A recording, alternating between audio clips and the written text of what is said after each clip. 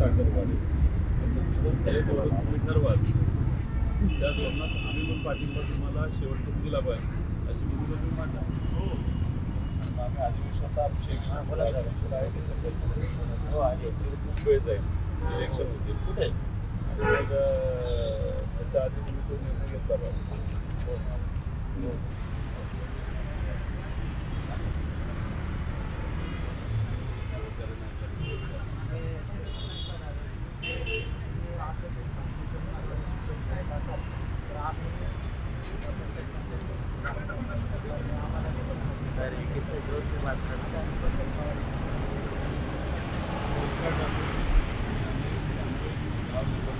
आदिवासी विकास विभागाच्या अंतर्गत ज्या कुठल्या शाळा येतात त्याच्यामध्ये रोजंदारीवर हे सर्व शिक्षक शिकवत होते आणि हे कुठले शिक्षक आहेत तर आदिवासी भागामध्ये राहणारे बहुतांश आदिवासी समाजाची मुलं मुली शिक्षक म्हणून रोजंदारीवर तिथं काम करत होते.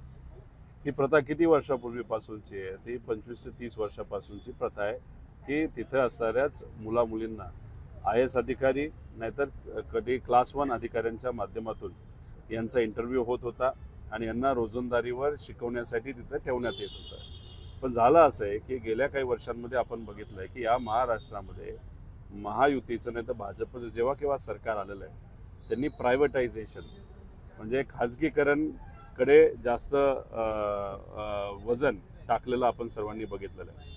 इतर विभागामध्ये सुद्धा आज जर बघितलं तर 10,000 कोटीपेक्षा जास्त कामं ही रोजगाराची ही कॉन्ट्रॅक्टरला देण्यात आलेली आहे.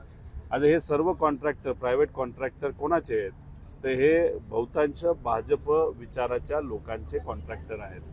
आता नवीन काही पक्ष जे भाजपला जॉईन झालेले आहेत त्याच्यामध्ये आपण बघितलं अजितदादांचा पक्ष असेल त्यातल्या काही नेत्यांच्या कंपन्या आहेत.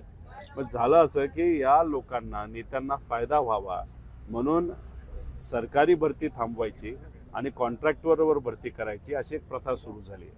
अजूनपर्यंत आदिवासी विभागामध्ये ही प्रथा सुरू नव्हती. आता 2025 पासून ती सुरू करण्याचा प्रयत्न हा सरकारकडनं झाला आणि त्याच्याच विरोधात हे सर्व जे काही आदिवासी भागामध्ये काम करणारे युवा आहेत ते विरोधात इथं आंदोलन करत आहेत. किती दिवसापासून आंदोलन करत आहेत तर 70 दिवस ते आंदोलन करत आहेत. अनेक सामाजिक लोकांनी त्यांना पाठबळ दिलंय पाठिंबा दिलाय. सुनीलराव भुसारा इथं आहेत. त्यामुळे ह्या सगळ्यांचं म्हणणं आहे की आदिवासी विभागामध्ये कॉन्ट्रॅक्टीकरण आलं नाही पाहिजे यासाठी आम्ही हे आंदोलन करत आहोत आणि असा विषय असताना प्रायव्हेटायझेशनच्या विरोधात आम्ही सुद्धा आहोत, कॉन्ट्रॅक्टरच्या विरोधात आम्ही सुद्धा आहोत. त्यामुळे या विषयामध्ये आम्ही त्यांच्याबरोबर आहोत. आज ते पवार साहेबांना भेटणारच आहेत. त्याच्याचबरोबर उद्या जाऊन ते सर्वजण मिळून काही सामाजिक भूमिका तिथे घेणार आहेत. जी कुठली सामाजिक भूमिका ते घेतील त्यांच्याबरोबर आम्ही तिथं राहू आणि अधिवेशनामध्ये सुद्धा हा मुद्दा आम्ही तिथं मांडत राहू. आमच्या वतीने सुनीलभाऊ भुसारा इथं या मुलांची सातत्याने बोलत आहेत, चर्चा करत आहेत आणि त्यांच्याच माध्यमातून पवार साहेबांपर्यंत हे सर्व मुलं जातील आणि साहेब स्वतः या विषयाकडे लक्ष देतील असा विश्वास आहे. एक तुम्ही समजून घ्या की आमची इच्छा नेहमी तुम्ही जर बघितलं असेल एखादा मुद्दा जर काही सामाजिक संघटनेने घेतला तर त्याच्यामध्ये आम्ही लगेच जात नसतो.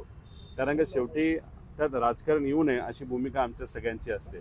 पण झालं असं की 70 दिवस हे आंदोलन करून सुद्धा मुख्यमंत्र्यांना 3 वेळा हे भेटले, गिरीश महाजन साहेबांना 2 वेळा हे भेटले, त्यानंतर जे मंत्री आहेत जे आदिवासी मंत्री आहेत त्यांना हे 5 वेळा भेटले.